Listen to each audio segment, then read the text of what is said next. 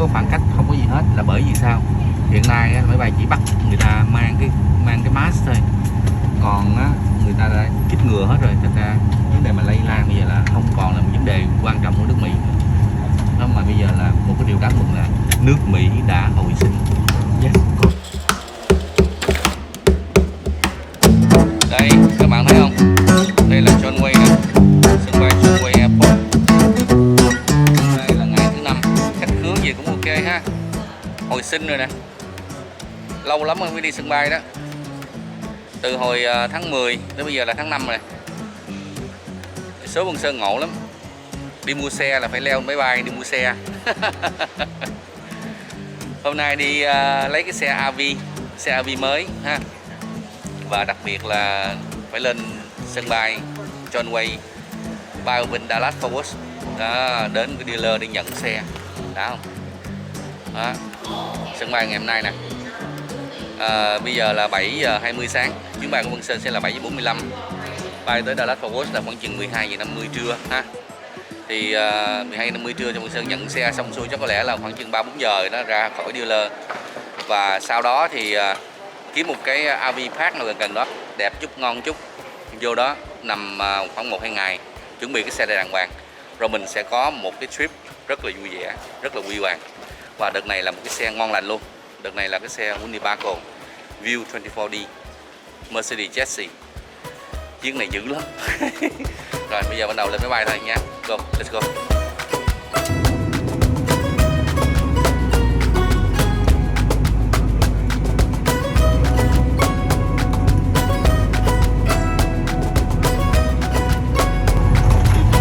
Nước Mỹ đã hồi sinh. Tại sao vậy? Vân Sơn đang ở trên một cái chuyến máy bay của hãng American Airlines bay qua Dallas để đi lấy cái xe, nhưng mà đó là cái chuyện Vân Sơn sẽ nói riêng. Nhưng mà rất là mừng là nước Mỹ đã hồi sinh. Bởi vì sao? Bởi vì đông vô cùng luôn, đông chặt cứng luôn đó. Hiện tại bây giờ đó là Vân Sơn đang ngồi ở cái hàng ghế này là hàng ghế chót, ghế chót luôn, last row luôn, ghê chưa? Mà chiếc máy bay này là đặt nghe, không có khoảng cách, không có gì hết, là bởi vì sao? Hiện nay á, máy bay chỉ bắt người ta mang cái mask thôi, còn á, người ta đã chích ngừa hết rồi, thành ra vấn đề mà lây lan bây giờ là không còn là một vấn đề quan trọng của nước Mỹ. Vui lắm. Điều vui nhất là nước Mỹ đã hồi sinh đó, hú hồn luôn. Hơn 1 năm rồi mới thấy được cảnh như vậy, bên ngoài có đông lắm này.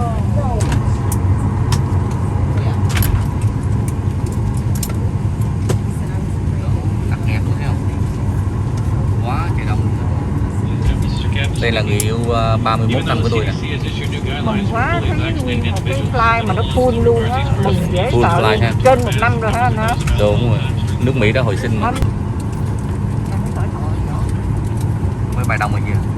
Vân Sơn đang ngồi dưới chóp ở trên này. Đó, các bạn coi. Đang ngồi dưới chóp. Thấy không? Ngồi last row. Kế bên là bà xã, còn kế bên là một anh chàng rất là đẹp trai. Đó, dễ thương không? Tôi thấy tôi còn mê mà. Đây, bà xã, muốn đổi chỗ không? Anh hỏi Hiêm đi. Anh hỏi Hiêm đi, ok em đổi tiền nữa. Không phải gì em.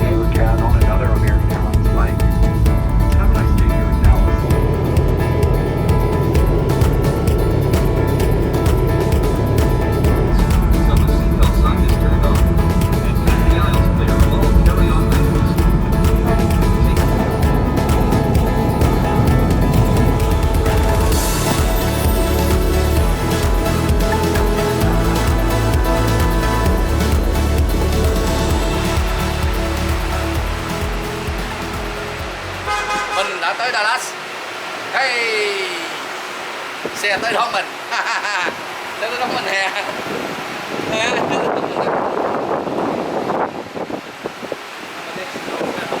how are you? Good, how are you?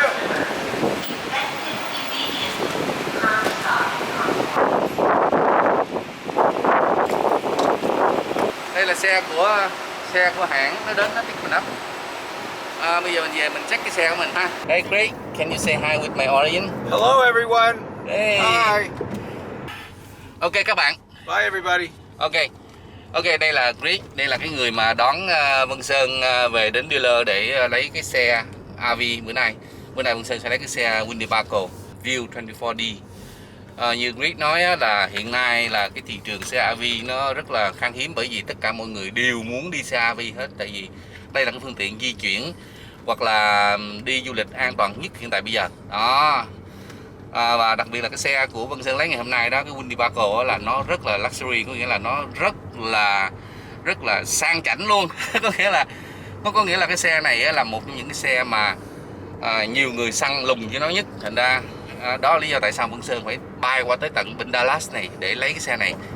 Tại vì những cái dealer mà ở gần nhà, ở bên tiểu bang của California hoặc là ở những tiểu bang gần California đó, nó không có, hoặc là nếu mà nó có thì phải tới tháng 9, tháng 10 nó mới có được. Thành ra hôm nay Vân Sơn bắt buộc phải bay qua đến Dallas để lấy cái xe này ha. Coi như là hãng Winnebago vừa mới gửi về tới dealer là Vân Sơn bay qua, Vân Sơn nhận nó liền luôn. She couldn't believe that I knew who you were. It was really funny. Chris nói với lại Vân Sơn là Chris có một cái người bạn người Việt Nam ở bên Denver á, và khi mà Chris nói là hôm nay Chris đến phi trường để chở Vân Sơn về tới dealer để bàn giao cho Vân Sơn cái chiếc xe RV á, thì người bạn của Chris vui lắm và nói là ok, Vân Sơn là một người rất là nổi tiếng cộng đồng Việt Nam đấy này kia. Ra Chris hôm nay Chris nói là Chris rất là danh dự, rất là vinh hạnh để mà ngồi kế bên một cái người celebrity. Yes, I'm so happy to have a celebrity in my car today.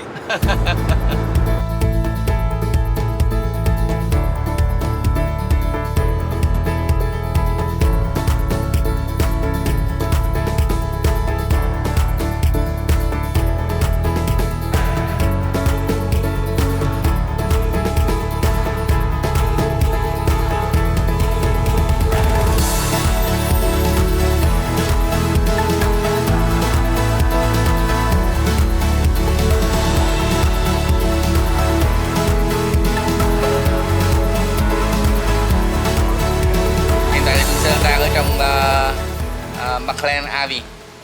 Vân Sơn đang nói chuyện với một cái người mà Vân Sơn từ đầu tiên đã nói chuyện để mà ghé cái chiếc xe RV của Vân Sơn, đó là Derek. Hey. Hello.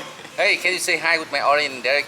Hello, congratulations from McLean's RV. Y'all come see us. Okay. This is the first time I see you, and you know, I believe you are a handsome guy. I agree. Okay. Alright. Bây giờ mình sẽ đi ra ngoài chiếc xe RV của mình ha. Và đây là Chip sẽ là cái người mà hướng dẫn cho Vân Sơn xài chiếc RV nó như thế nào. Ok. Hello. Okay. Wow. Okay. On a Mercedes. This is where you fill your depth up, your diesel exhaust fuel. What's this for? That's how a diesel engine cleans its filters and stuff like that. Diesel exhaust fuel that's what that's for. Okay. So you'll have to put that in there. If you run out of depth, it's going to derate your engine. You won't be able to go very fast. Okay. It will go down to like 25 miles an hour. Okay. And then until you fill that up and reset it. I was thinking generator was there because the exhaust was right there, but it's right here. Oh. So there's your generator. Diesel. Okay. Yep. Good. Because it runs off of your... Đây là cái máy phát điện, và đặc biệt cái máy phát điện này chạy bằng dầu. Thành ra cái máy phát điện này đó là một trong những cái upgrade của cái xe. Ví dụ như thường cái máy phát điện nó chạy bằng propane, chạy bằng gas á, thì nó rẻ hơn. Còn nếu mình upgrade lên cái này á, nó mất không chừng 4 tới 5 ngàn nữa để mình upgrade lên cái máy này. Và cái máy chạy dầu này nó tiện lợi cái là nó chạy chung với là cái dầu của xe mình á, rất là tiện luôn. Ok, good. So on that...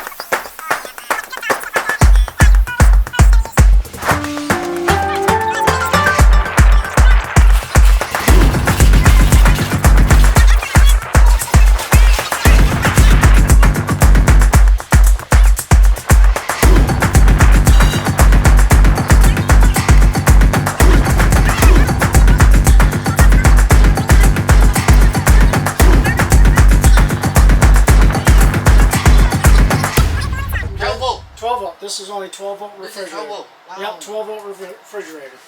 So this right here is your power button, right here. This is your temperature. So like 5 is the highest. So you see that highlighted right there? Mhm. So if it's got that button lit up underneath it, that's the temperature you're changing right there. But if you want to change the temperature in that one, I then you see. can do, but that is set at 3, so you can set it at 5 if you want to. And then this is like a power saving button. That's called a nut. So like you hit that button, say you're getting ready to go to bed, you hit the button on that, and what it will do is power this down because it figures you're not getting in and out of it as Yeah, much. just like sleep. So yeah, so it's like a sleep mode. Ok. Ok. Good quá. Hay quá các bạn. Lần đầu tiên Vân Sơn nhìn thấy được cái tủ lạnh 12V ha, tủ lạnh này 12V thôi nha. Tủ lạnh nó không chạy bằng dầu, nó không chạy bằng gas mà nó chạy bằng điện 12V thôi ha. Và điện 12V ở đây nó có thể nó làm đủ mát, như đương nhiên là nó mát rồi. Nhưng mà kể cả cái tủ đông như này nè, nó cũng chạy 12V luôn. Thấy ghê chưa? Very good. 12V for this whole system. Yep. Wow.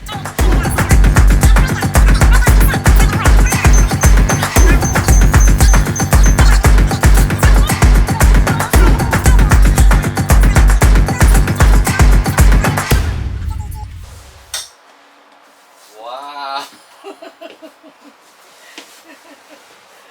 Wow. That's it? Yep. That's it. Okay. Oh wow. You're good. Now, okay, you can go home. I can go home. All right.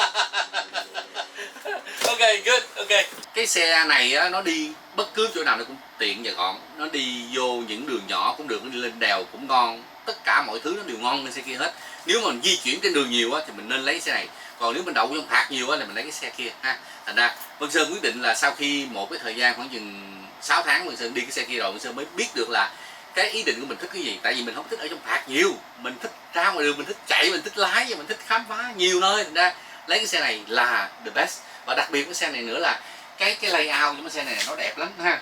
Nó sofa, nó có hai cái ghế sofa ở đây, nó có cái giường, nó trở thành cái sofa bed dài ở đây. Restroom thì nó ở tuốt ở phía sau á. Và đặc biệt là cái đầu xe của nó là Mercedes chassis. Đặc biệt một cái điều nữa, đây là xe của Winnebago. Winnebago nó làm detail, nó làm chi tiết đẹp lắm, và tất cả mọi thứ nó cách âm nữa, kể cả cái cách âm của cái xe, cái thùng xe rồi cái trần xe, tất cả mọi thứ nó cách âm đã lắm. Thành ra mình ngồi trong xe đó nó êm lắm, nó êm ru, thậm chí á, mình có thể mình làm hòa trong này luôn, cái violon ngủ đờn nữa nó đã luôn. Để mà được tất cả những cái tiện nghi này đó thì mình phải trả, có nghĩa là mình phải pay out more, có nghĩa là Việt Nam nó có câu là tiền nào của nấy đó, có nghĩa là cái xe này ha, tiện nghi như thế này, đẹp như thế này và luxury như thế này ha, sang chảnh như thế này thì tiền nó phải gần gấp đôi cái xe kia đó. Cái xe này, cái sticker window của nó đó, cái giá mà trên window của nó đó là 196.000, thì ghê không? Mà phải bao tới Dallas mới kiếm có nó đó, chứ còn vòng vòng Cali là đợi hoài luôn, tới tháng 10, tháng 11 mình có xe giống như vậy. Ok các bạn, Chip là người vừa mới đưa Vân Sơn đi một cái tour của cái xe này từ ngoài vào trong để hướng dẫn Vân Sơn cách sử dụng tường tận cái xe này như thế nào ha. Thank you. Thank you. Bye bye. Từ đây về sau các bạn sẽ thấy Vân Sơn trên chiếc xe này. Đã chưa? Winnebago View 24D Mercedes chassis.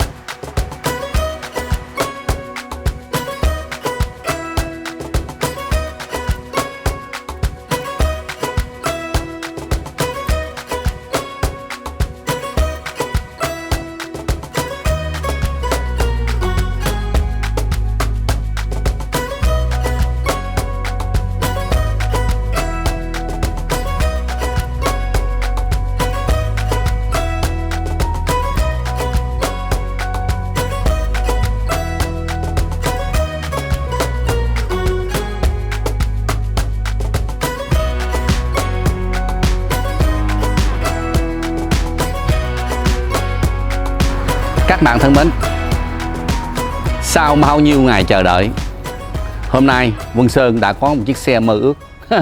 Chiếc xe này nó phù hợp cho hoàn cảnh của Vân Sơn vô cùng luôn ha. Sau khi đi chiếc xe kia 6 tháng, rút tỉa bao nhiêu kinh nghiệm xương máu mới đổi qua cái xe này. Tại sao Vân Sơn đổi qua xe này ha? Cái xe này là cái xe Class C nha. Cái xe Class C thôi, nó ngắn hơn cái xe kia, nó nhỏ hơn xe kia, nhưng nó mắc tiền gấp đôi cái xe kia. Nhưng ông bà mình nói là tiền nào thì của đó. Lý do tại sao nó mắc tiền hơn cái xe gấp đôi. Các bạn đầu tiên hãy xem nè. Đây là Mercedes nha. Mercedes chassis có nghĩa là sao? Có nghĩa là cái máy và cái cabin, cái đầu máy và cái sườn xe đó là của hãng xe Mercedes sản xuất ha. Cái xe này đó là 188 horsepower, có nghĩa là cái xe này tương đương với lại sức của 188 con ngựa nha. Và xe này là có 6 cylinder, 6 máy và máy chạy bằng máy dầu. Đó, thứ nhất là vậy. Thứ hai là ở trong cái cabin của nó thì một lát nữa Vân Sơn dắt cho quý vị vào xem. Nhưng bây giờ đó thì Vân Sơn mời quý vị cùng với Vân Sơn chúng ta đi xem tất cả những cái chi tiết, những cái tiện nghi của chiếc xe này nha. Ok, let's go. Cái thùng ga này đó nó phục vụ cho hai cái. Thứ nhất là nước nóng và thứ hai cho cái lò ga của mình ở trong xe. Và cái nữa là nó có đường ga nó dẫn ra ngoài để cho mình gắn vào, mình bỏ những cái lò barbecue của mình ở ngoài trời đó là mình nó xài đây luôn ha. Và nó tiện lợi một cái điều là mình chỉ châm ga vô và mình turn on nó vậy thôi, mình không cần phải đóng, mình không cần phải turn on turn off mỗi khi mình đậu xe hay mỗi khi mình chạy ha, tự động trên kia hết, đã lắm. Wow, storage ha. Đây là cái ngăn để chúng ta đựng ví dụ như hành lý hay là đồ ăn, bàn ghế hay là bất cứ cái gì chúng ta bỏ đây cũng được. Hiện tại thì Vân Sơn đang bỏ những cái đồ plumbing đó, cái đồ mình để dẫn thoát nước trong xe ra đó, để tạm ở đây. Và trong đây nó có những cái hộc rất là sâu xuyên qua tới bên kia luôn. Cái này là hợp lý nhất, là mình để gì, mình để cần câu cá nè, mấy cái snowboard nè, mấy cái đồ chơi skiing nè, thí dụ vậy là hợp lý nhất ha. Storage. Ok, cái này nè, cái này hay nè. Cái này á là toàn bộ hệ thống điện và nước, thoát nước luôn. Nó nằm ở một cái chỗ như thế này thôi. Nó làm nó tính toán hay lắm, thông minh lắm, rất là thông minh luôn. Ok, đây là dây điện nè. Đây là đường nước đi ra đi vào nè. Ở đây là đường thoát nè. Đây là thí dụ như là đường thoát vào trong những cái cống rãnh đó. Ở trên xe mình tắm rửa, mình sinh hoạt, tất cả mọi cái nước mà ở trên xe đó là nó sẽ thoát theo đường này ra ngoài cống rãnh nha. Đây nè. Ok. Wow, nguyên một cái storage bự luôn nè. Đó, thấy chưa? Thấy đã chưa? Ha. Đựng rất là nhiều đồ luôn. Cái storage rất là lớn, rất là bự ở đây nè. Dưới này. Wow. Ok. Ở đây là cái gì hợp lý nhất không? Ở đây là cái lò nướng, cái lò barbecue đây là hợp lý nhất nè. Ha. Để lò nướng nè, để mấy cái chai ga mà để xài sinh hoạt, ví dụ như là outdoor đó ha, là ở đây là hợp lý nhất. Quá đã ha. Good. Wow, thấy không? Đi xe AV mà không có cái này là không bao giờ enjoy nó được, đúng không? Tại vì cái này là gì các bạn biết không? Cái này là cái máy phát điện. Mà cái máy phát điện này chạy bằng dầu diesel. Thấy không? Cái này nè là nó chạy chung với là cái bình dầu của cái xe luôn, tiện lợi lắm. Cái này khi mà mình không nằm ở trong cái AV Park đó là mình rất cần nó luôn nha. Ok. Đó, nó nhỏ xíu như vậy thôi nè ha, mà nó power vô cùng ha. Trên xe xài nước nóng là continuous luôn, lúc nào nó cũng nước nóng, mở ra là nước nóng, mở ra là nước nóng, không cần phải đợi làm nóng, không cần phải lâu gì hết. Tuy là cái bình nó nhỏ xíu thôi nhưng mà nó power lắm, nó mạnh lắm, nó tốt lắm. Đây là cái gì các bạn biết không? Đây là cái đường thoát hơi nóng ha. Hơi nóng ở đâu ra? Tủ lạnh nó ra, rồi mà mấy cái lò ga, mấy cái lò nướng rồi đó nó ra ha. Đường thoát ở đây làm kỹ ghê chưa ha. Rồi ở dưới này đó là cái đường ga để mình gắn ống vô, mình truyền ra cái lò barbecue ở ngoài park giống như nè. Ui cha ơi, cái này là cái storage bự nhất trong xe luôn ha. Hiện tại thì Vân Sơn đang để giấy nè ha, giấy rồi ghế nè, những cái ghế hoặc là thí dụ những cái bàn á, để mình có thể mang ra ngoài mình chơi đó, thì cái ngăn này là hợp lý nhất đó, để bàn, để giấy, để ghế hay những gì mà cồng kềnh to đó thì mình sẽ để ở đây. Và đây là cái cửa nhà của chúng ta ha, đã lắm vậy nè. Đó, thấy chưa? Mở ra một cái là nó mở cầu thang, nó welcome mình liền. Tôi thì happy cái xe này vô cùng luôn đó. Mở cửa ra như vậy, lỡ như là ở đây mà có con ruồi, con muỗi hay gì đó mình sợ, mình kéo cửa lưới lại nè. thấy đã chưa ha. Và đây nè, cái cửa này nè, nhìn giống như cửa máy bay vậy đó ha, quá đã thấy không. Classy nha, Classy là không phải xe nào cũng có được cái cửa như thế này, chỉ có cái hãng Winnebago đó thì nó mới làm cái cửa đặc biệt vậy thôi, còn nếu mà không á là những cái cửa khác nó mỏng manh lắm. Cái xe của Sơn lái lúc trước á, tuy là tất cả những cái phương tiện ở trong nó cũng tiện nghi, nó cũng này thế kia, nhưng nó ồn, nó noise. Thứ nhất là tại cái đầu máy của nó nằm ngay ở trước mình vậy nè ha, nó cách âm không có kỹ đó nên cái đầu máy của nó, cái tiếng máy nó lên nó noise thật. Cái thứ nhất, thứ hai nữa là cái thùng xe và cái cửa của nó đó nó không cách âm kỹ, thành ra mình nghe tiếng freeway nó chạy rồi mình nghe tiếng xe mà nó dội vô, nó ồn, nó noise, bực mình lắm. Bực mình nhất là cái gì quý vị biết không? Bực mình nhất là không nghe được cái tiếng chim nó hót á. Các bạn biết tiếng chim nó hót không? Trong xe Quang Sơn có con chim đó, con chim đại bàng đó. Chim đại bàng á, cái tiếng nó vậy đó mà nó hót Quang Sơn không nghe luôn. Sometimes không nghe luôn, bực mình lắm, mà không nghe có nó nhớ. Ok, quá đã không? Nó làm rất chi tiết luôn. Thí dụ như đây nè, mình để thùng rác hay mình để giày dép, mình để bất cứ gì đây cũng được ha. Một cái storage nhỏ nhỏ ở đây cũng vậy nè. Ở đây là đó, ở đây nó có cái dù nè, có cái dù luôn ha. Rồi ở đây nè, ban đêm cái mình kéo lại, sướng chưa? Sướng chưa? Và một cái nữa, đi cái xe RV mà không có cái này làm thiếu sót vô cùng luôn. Nếu chúng ta đậu ở giữa một cái trời mà đang nắng, không có những cái vòm cây như thế này đó, bóng râm ở đâu ra, chúng ta bấm một cái nút thôi, có liền luôn.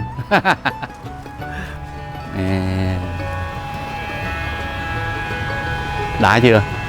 Hả? Đã chưa? Đã chưa?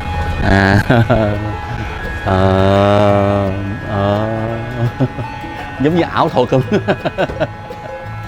Quá đã phải không? Quá đã luôn đó, thấy không? Buổi trưa mà chúng ta có như là ngon rồi đúng không? Có một cái mái hiên dài hơn 2 mét đúng không? Dài hơn 2 mét, quá đã luôn đúng không?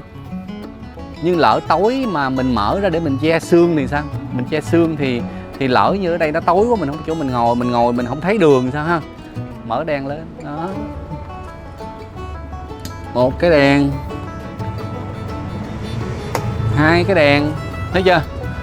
Cái đèn ở đây, thêm cái đèn ngoài nữa, để cái bàn ở đây, 3-4 cái ghế, rồi ngồi tới sáng luôn.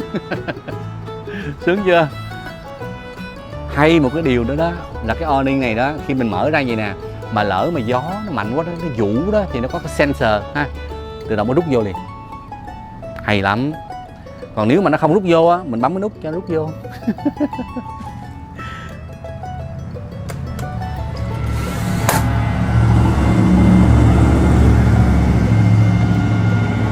Đã chưa? Đã chưa?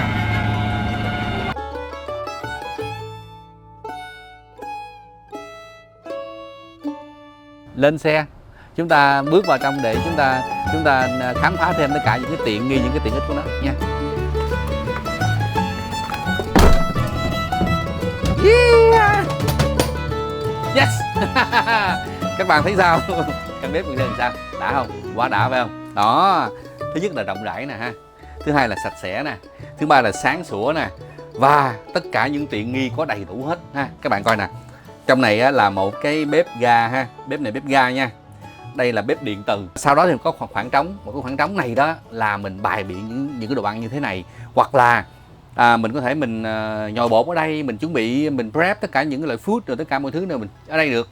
Kế bên có 2 cái xiên luôn, một cái cho rau củ quả và một cái cho thịt thà ha, rất đã luôn, tiện nghi vô cùng. Đèn trên này xuống nha, rồi ở đây nó có cái hút ha, khói hút lên. Ở đây nó có cái microwave và vừa là lò nướng luôn nha, lò nướng và microwave luôn, chung một chỗ luôn. Còn gì nữa, tất cả mọi thứ. Rồi chén đũa dĩa nồi niêu son chảo gia vị nằm đây, tủ lạnh kế bên ha, ngon lành chưa? Quá ngon lành phải không? Đây, hôm nay thì thứ nhất là để thử coi cái công dụng của cái bếp này nó có tiện nghi hay không ha, có tốt hay không. Và thứ hai đó là mình thử coi cái bếp này nó nấu đồ ăn có ngon hay không nha. Ok. Và hôm nay Vân Sơn sẽ san sẻ đến quý vị các bạn một cái món mà Vân Sơn rất thích, mê lắm. Đó là cái món bún bò Nam Bộ ha. Cái món bún bò Nam Bộ này ăn trong cái mùa này là hợp lý luôn. Tại sao vậy? Tại vì món này là một món mà nó không có súp, nó không có nước lèo, nó không có nóng. Và cái mùa này đó thì cái mùa nó hơi nóng bức chút xíu, thành ra cái món bún bò Nam Bộ là hợp lý vô cùng. Mà hôm nay Vân Sơn sẽ san sẻ đến quý vị các bạn cách làm của Vân Sơn bún bò Nam Bộ tuyệt chiêu, độc đáo. Đầu tiên thì nguyên liệu chúng ta gồm có, đương nhiên bún bò thì mình phải có thịt bò đúng không? Thịt bò hôm nay Vân Sơn sẽ dùng 2 cái miếng rib eye nha, rib eye. Ngoài ra gia vị mình gồm có những gì? Gồm có tỏi nè, hành lá nè, sả nè, hành củ nè, rau thơm nè, có dưa leo nè, dưa leo mình xắt sợi ra, giá nè. Bên đây tất cả những cái nguyên liệu để mình làm nước mắm thì nó có chanh nè, nó có carrot nè, nó có củ cải trắng nè, có tỏi nè, có ớt nè. Ớt này là ớt vườn nhà nha, ớt vườn nhà, đông lạnh ăn 1 năm không hết. Ok. Và đặc biệt là bún. Ok. Cái bún này á, Vân Sơn muốn đặc biệt san sẻ đến quý vị là đây là một cái khám phá mới của Vân Sơn. Cái thương hiệu này Vân Sơn nghĩ là nó có trên thị trường của Việt Nam mình ở nước ngoài đó, ở bên Mỹ đó, thì khoảng hơn 1 năm nay thôi. Và có lần vô tình Vân Sơn vô chợ, Vân Sơn nhìn thấy nó có cảm tình quá, Vân Sơn muốn đem về ăn thử ha. Tại sao nó có cảm tình? Các bạn nhìn xem nè ha. Hình của một cô gái nông dân Nam Bộ, không? Dễ thương vô cùng. Áo bà ba, quần đen, đầu nó đội nón lá, tay cầm một cái bó lúa, trời nó dễ thương mà nó đẹp đẽ vô cùng luôn. Và Vân Sơn thấy là hồi xưa giờ mình ăn bún tươi đó thì có những cái số bún mà không phải của Việt Nam mình làm nha, của đó thí dụ như của Thái Lan hoặc là của Trung Quốc làm ha, nhưng mà đây là cái bún tươi của Việt Nam mình làm đàng hoàng. Thành ra Vân Sơn muốn thử coi nó có ngon hay không. Khi về ăn thử đó thì Vân Sơn thấy cái bún này nó ngon quá. Những lần sau đi ra ngoài chợ tìm cái loại bún này đó thì rất ngạc nhiên luôn. Cái thương hiệu mà Simply Food này nè, không phải chỉ làm cái loại bún này không, mà nó có rất nhiều sản phẩm luôn, có 10 mấy sản phẩm luôn. Bún lớn nè, bún nhỏ nè, bún bò Quế nè, bún tươi nè, rồi miếng nè, rồi bánh hỏi nè, bánh tráng nè, rồi mì gói nè, mì tô nè, rồi miếng nè, đủ thứ hết trơn á. Này đã Vân Sơn mua, Vân Sơn trữ rất là nhiều nè, các bạn coi nè, thấy chưa? Thấy chưa đó, nè, đó nè, bánh tráng nè, nè, phở nè. Cái này là cái Vân Sơn thích nhất nè, các bạn biết gì không? Bánh hỏi khô, dễ làm, ăn ngon như bánh hỏi tươi luôn. Hôm nào mình sẽ làm cái món thịt heo quay bánh hỏi nha. Ok, bữa nay thì mình trở lại cái món của mình ha. Yes, ok, nấu thôi. Lửa lên ha, đó. Nồi lên, bắt đầu mình làm cái gì? Luộc bún mà Vân Sơn kỹ lắm nha, thành ra Vân Sơn luộc bằng nước chai ha. Tại vì khi mà luộc bún đó, cái nước á nó sẽ thấm vào ở trong cái cọng bún mình ăn vô á, thì nó sẽ có thể nó không có tốt cho sức khỏe của mình. Và khi mình xài bún tươi của hãng Simply Food này nè, là họ đã chọn lọc cái nguyên liệu để làm bún, và cái quy trình để sản xuất á nó rất là khắt khe. Để mà nhập vào trong Mỹ cũng như là xuất đi tất cả những nước như là bên Nhật Bản hay là bên châu Âu thì nó khó khăn lắm. Và khi đã mang qua được tới bên này rồi thì đây là một sản phẩm sạch. Thành ra mình cộng hưởng với lại cái nước mà nước lọc của mình luộc vô nước thì cái con bún này nó vừa ngon, nó vừa sạch, và mình ăn nó bảo đảm an toàn sức khỏe cho mình luôn nha. Chờ nước sôi ha. Trong lúc chờ nước sôi thì mình sẽ chuẩn bị một số những cái, ví dụ như là sả nè, sả mình sắc mịn ra ha, xong mình bắt đầu mình xay ra. Xay thì Vân Sơn có cái máy xay này nó đã lắm. Ok, dặn cái nắp lại và mình bỏ vào đây, ấn cái nút cái rồi xong nè, nhuyễn như ra luôn nè, thấy không? Đã lắm. Nước mắm nha, mình sẽ cho tỏi vô đây ha, rồi ớt nha, tỏi ớt, xong xuôi xay nó cái. Các bạn biết không, Vân Sơn rất là thích xài cái máy xay này. Lý do tại sao vậy? Tại vì sau khi mình bỏ tỏi và mình bỏ ớt vào đây, mình xay xong đó ha, mình có thể dùng nó để mình pha nước mắm luôn. Đã lắm. Mình sẽ cho nước mắm thẳng vào đây luôn nè, các bạn coi nè. Ok, đây Đây là nước mắm để mình ăn với lại bún, thành ra mình sẽ pha theo cái kiểu là cho nó hơi ngọt chút xíu và cho nó hơi nhạt chút xíu, tại vì mình chan rất là nhiều ha, mình sẽ chan rất là nhiều. Vân Sơn cho 1 nước mắm với lại 2 nước nha, cái liều lượng cỡ đó đó ha. Nó không chính xác đâu nhưng mà tùy theo quý vị nha. Vân Sơn thích thì nước mắm cho nó nhẹ nhàng chút xíu và đừng có đậm đà quá. Đó, nó ra hết vậy rồi mình sẽ đổ vào cái tô như thế này.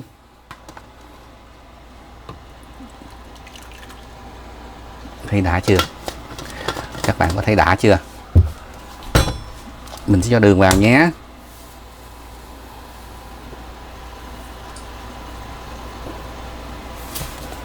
Chanh vào.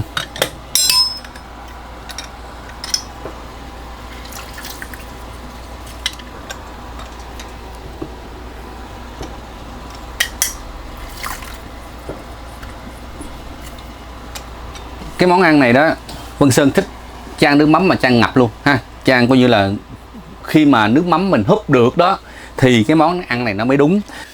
Nước mắm mà chan như súp vậy đó. Ăn nó mới ngon, mới đúng cái món này. Thử miếng nước mắm nha.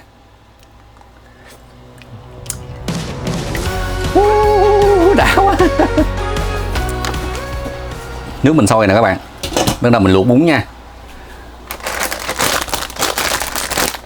Bún này đã lắm, một cái gói bún này nè. Thì nếu như mà mình luộc một lần một gói bún này đó thì mình cần cái nồi nó lớn hơn. Và một cái gói bún như vậy đó thì mình có thể mình ăn từ 4 người cho tới 6 người, tùy theo mình ăn mạnh hay là ăn yếu đó. Riêng ngày hôm nay thì Vân Sơn sẽ luộc nó khoảng chừng một nửa gói thôi, một nửa gói là ok. Kéo qua đây nè. Đã chưa? Nhìn thấy ngon lành lắm. Mình lấy một nửa gói đi. Ok, dùng một nửa gói ha. Mình sẽ luộc như thế này.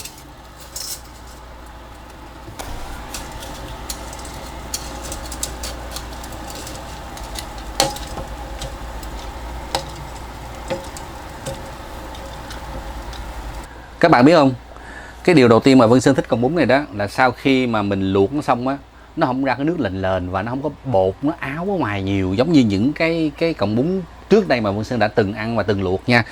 Thành ra cái nước này nó rất là sạch luôn, cái nước này nó sạch lắm và luộc xong ra ăn như bún tươi luôn, ngon lắm. Ok, cái này cần luộc khoảng chừng 4 tới 5 phút nó mới chín nha. Các bạn nhớ là nước sôi đó xong thì khi mình luộc á thì mình không cần phải để lửa lớn lắm. Tại vì con bún này là họ đã làm chín rồi. Và khi mà luộc đó thì mình chỉ để lửa vừa thôi để cho nó thấm vào từ từ, để ở ngoài nó không bể con bún và nó chín thấm vô tới trong luôn ha, nó giòn, nó dai vô tới trong luôn. Như vậy mới là đúng, chứ nếu mà mình để lửa sôi bùng lên á thì nhiều khi con bún nó vỡ ra thì ở ngoài nó sẽ mềm nhưng mà ở trong nó còn cứng ha. Thành ra bây giờ đó thì mình để lửa vừa và để khoảng chừng 4 tới 5 phút thì con bún này sẽ rất là ngon luôn. Bây giờ trong khi chờ bún nó chín á thì Vân Sơn sẽ làm cái nước sauce để mình làm cái miếng bò của mình nha. Nước mắm các bạn, đường nha, tiêu nha,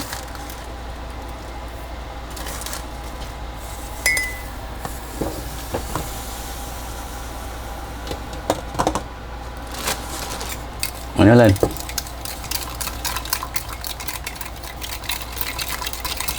Và cái nước sốt mình xong thì đây là 2 miếng rib eye nha quý vị. Mình tưới thẳng ở lên đây, cứ tưới thẳng ở lên đây đó.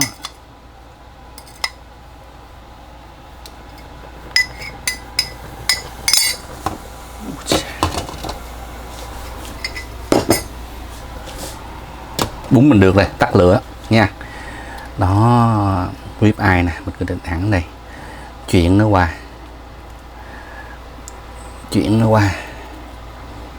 rồi mình chuyển nó lại, ướp nó nha. Các bạn nhớ nha, nước mắm ha, đường với tiêu để mình ướp nó vậy trước nè. Tuyệt vời lắm, món này tuyệt vời lắm các bạn ơi. Đó, mình ướp nó 4 mặt luôn, mấy cái góc này nè ướp nó hết luôn ha.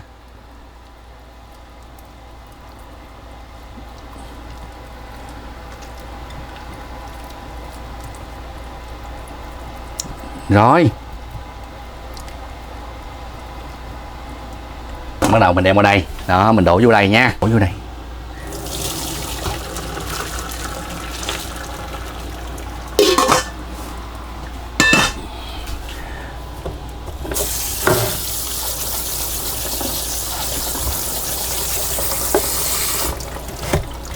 Các bạn coi nè ha. Cọng bún á, trắng mịn ha, giòn, dai. Có một cái trick nữa là làm lại ăn như bún tươi luôn, ngon lắm. Và bây giờ là 2 miếng rib eye của mình. Lửa lên.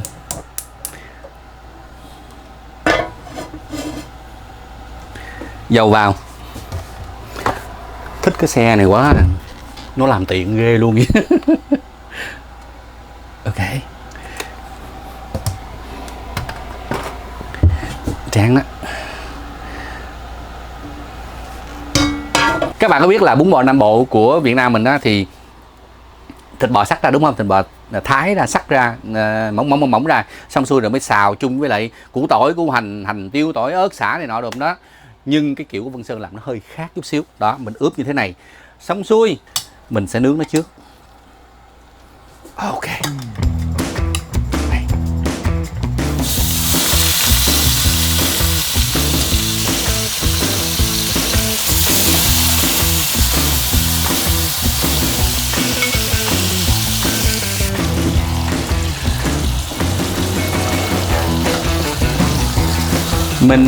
Mình nướng chảo, mình nướng trên chảo nè, nó giống như là mình nướng miếng steak vậy đó nha các bạn, y chang vậy thôi à. Cứ để như vậy, tại cái miếng thịt của Vân Sơn, cái miếng mà rib eye này nó hơi dày, thành ra Vân Sơn để cái lửa mà cho nó vừa phải thôi, nó không có lớn lắm. Để làm cái gì? Để nó đừng có khét ở ngoài mà nó sống ở trong ha. Mình làm sao cho cái miếng steak của mình á, làm sao cho miếng thịt này á, rib eye này á, nó trở thành medium rare là ngon lắm, là perfect luôn.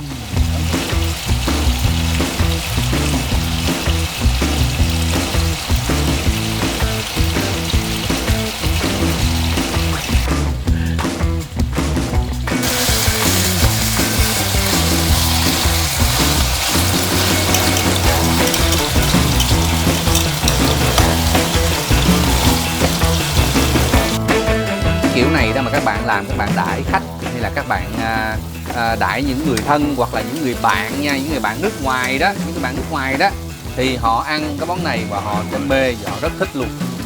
Như hiện tại bây giờ là nó ok nè, nó rất là ok luôn, nó đã là medium rare rồi đó ha. Và khi nó đến cái độ medium rare như thế này, mình mang nó ra ngoài, mình cho nó nghỉ. Đó, mình mang ra ngoài để đây. Các bạn có thấy nó tuyệt vời chưa? Các bạn có thấy nó tuyệt vời chưa ha? Và cái dầu này ha, đây mình sẽ bỏ một chút xíu nè, tỏi nha quý vị, cái này tỏi nha, lửa nhỏ thôi, tỏi mình bỏ vào đây đó để mình rang nó lên. Miếng thịt bò mình cho nó nghỉ nha, mình cho nó rest, nó nằm đây nó nghỉ khoảng chừng 5 phút. Lửa nhỏ nha, nhớ cho tỏi nó vàng, nó cháy, nó giòn, nó thơm.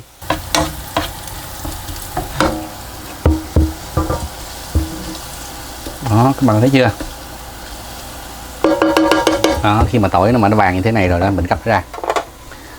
Mình sẽ cắt nó ra. Chưa hết, cái này còn xài nữa nè. Sau đó mình sẽ để sả vào.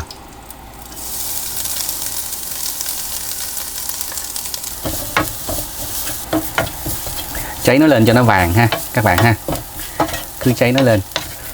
Có nghe thơm không? Các bạn có nghe thơm không hả?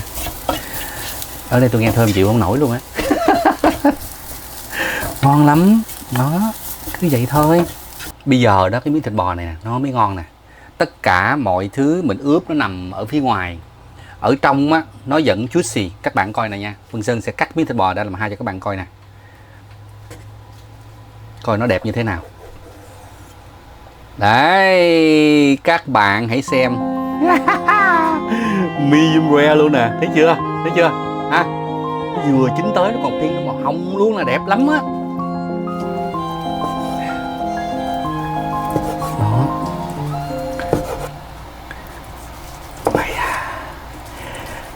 Các bạn coi nè. Thấy chưa? Thấy đã chưa?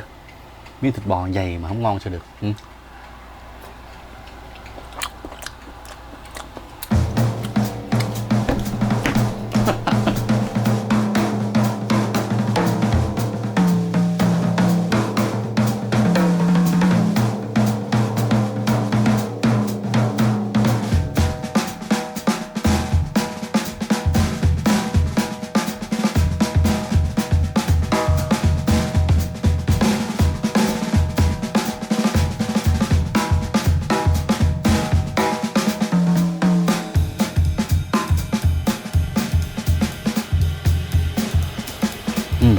Thịt trời ơi nó juicy, nó mềm mại, nó tan trong miệng luôn, nó ngon lắm.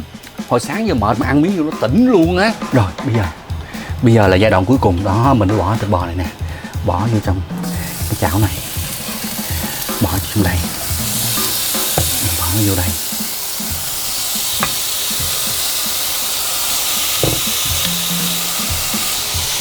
Cái thớ cái này, cái nước chút này đừng có bỏ uổng nha các bạn.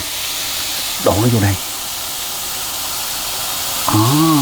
Ui trời ơi, ui trời.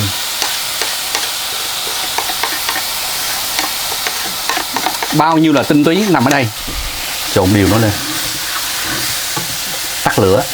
Tắt lửa nha. Mình tắt lửa, mình trộn đều nó lên. Ui trời ơi. Bây giờ là cái thịt bò của mình đó ha. Cái thịt bò của mình đó là nó ở ngoài nó áo cái sả, mà cái sả mình rang cho nó vàng đó. Trời ơi, bây giờ nó lại ngon theo một kiểu khác nữa nha. Các bạn thấy gì bún hấp dẫn chưa ha? Trắng tinh đẹp.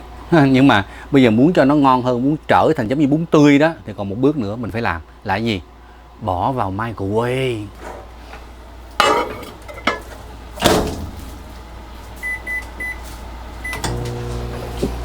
Chỉ cần 1 phút trong microwave thôi, các bạn sẽ thấy nó khác lạ vô cùng ha. Khi mang dĩa bún ra đi, Văn Sơn sẽ chỉ cho quý vị thấy, độc đáo lắm, nó khác lạ lắm. Giống như là mình bỏ vô microwave 1 phút ha, là mình tưởng tượng như là nó sống dậy vậy đó. Giật mình, nó tỉnh giấc, nó sống vậy đó. Các bạn nghe chưa ha? Coi nè. Rồi nè. Này là dẻo nè, dẻo dai ha, dẻo dai nó mới có sự đàn hồi như thế này. Còn nếu con bún á mà luộc ra đó, mà mình để cho nó lạnh á, thì nó co lại, nó không có sự đàn hồi như thế này, ăn nó không có tươi, nó không có ngon đó. Còn bún nó phải tưng giống như nè đó. Nó mới tươi. Coi nè đó, thấy chưa, thấy không, trời ơi ngon lắm. Bây giờ nè, chuẩn bị nha, bún bò Nam Bộ đã lò. Ok, giá vô ha, dưa leo vô đó, cho hành củ sắc nhuyễn ra đó, rau sống sắc nhuyễn ra đó, quá ngon. Bún, bắt bún cho vào. Các bạn thấy bún tươi không? Quá ngon phải không? Quá đã đó.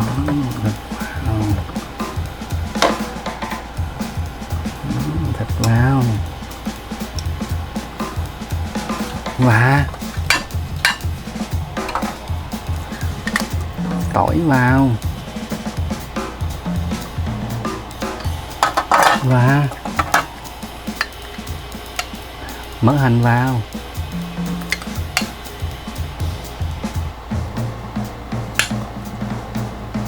Và cuối cùng là đậu phộng vào.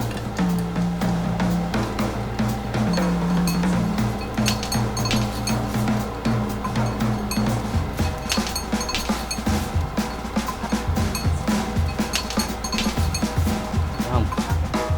Một món không thể thiếu. Nước mắm.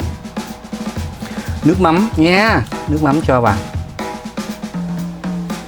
Nước mắm này Vân Sơn làm nó ngọt nha, nó ngọt, nó mặn, thành ra mình chan nhiều vào đi, không sao hết, không sợ gì hết.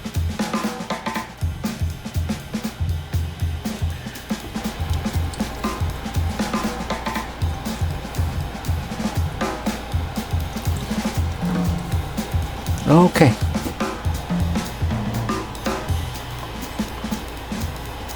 Trời ơi, còn gì nữa trời. Ôi trời, tuyệt vời quá.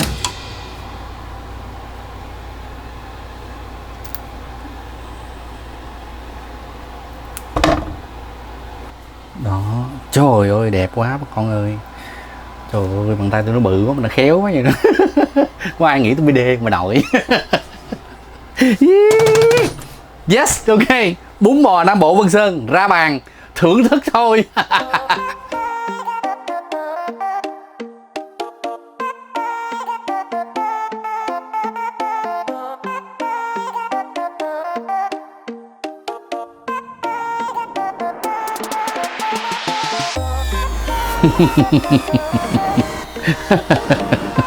Trời ơi nó đã quá. Ui trời, sao tôi khéo dữ vậy trời. Hả quá đã không? Tuyệt vời. Ok, uống miếng nước cái đã.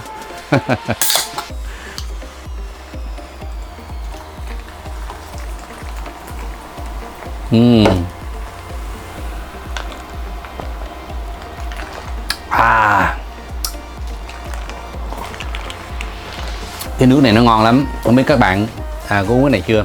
Ginger ale. Cái nước này đó Vân Sơn thích uống nó. Bởi vì sao? Bởi vì nó có ga, nó có cái mùi gừng, mùi ginger và nó ngọt rất ít. So thành ra thay như mình uống Coke hay là mình uống Pepsi, mình uống gì đó hay nước ngọt thì dùng cái này nó ngọt hơn soda chút xíu thôi và cái mùi của nó rất thơm ngon luôn ha. Ginger ale, Canada Dry. Nói gì nói, bây giờ mình thử tô bún bò của mình nè. Bún bò Nam Bộ đó, bây giờ mình trộn lên. Các bạn nhớ là nãy giờ mình đổ nước mắm nhiều lắm luôn á ha, nước mắm ngập luôn nè. Đó, nước mắm ngập tô luôn nè, các bạn thấy không? Đó, gì này còn ít nè, đó, thấy không? Xí. Trộn cho nó đều lên ha. Đó, trộn lên gì nè. Rau, giá, bún, tất cả mọi thứ. Thịt. Đó.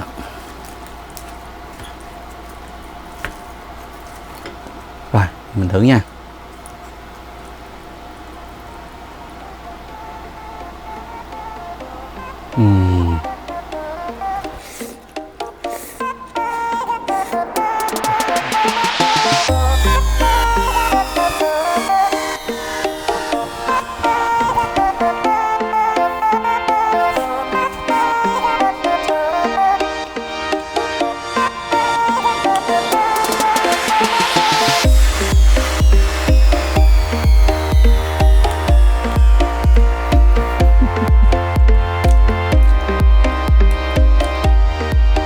Về tới đồng bằng sông Cửu Long liền, ngon quá, nó ngon quá luôn á, xứng đáng tô bún bò Nam Bộ, rất là ngon luôn. Nó ngon từ miếng thịt qua đây cộng rau, về đây cộng bún. nó ngon đồng bộ vậy đó, đã lắm. Các bạn ở nhà ai có làm cái tô bún bò Nam Bộ mà kiểu Vân Sơn á, ngon hay không nhớ comment cho Vân Sơn biết nha. Nhanh chóng, dễ làm, bao ngon luôn. Bây giờ thì Vân Sơn phải nói lời chia tay với quý vị và các bạn mà thôi. Hẹn gặp lại quý vị và các bạn vào những chương trình kế tiếp. Và Vân Sơn mời các bạn chúng ta tiếp tục khám phá những cái tiện nghi trên chiếc xe này như thế nào trong những cái hành trình kế tiếp của Vân Sơn. Nhớ subscribe, follow, comment and share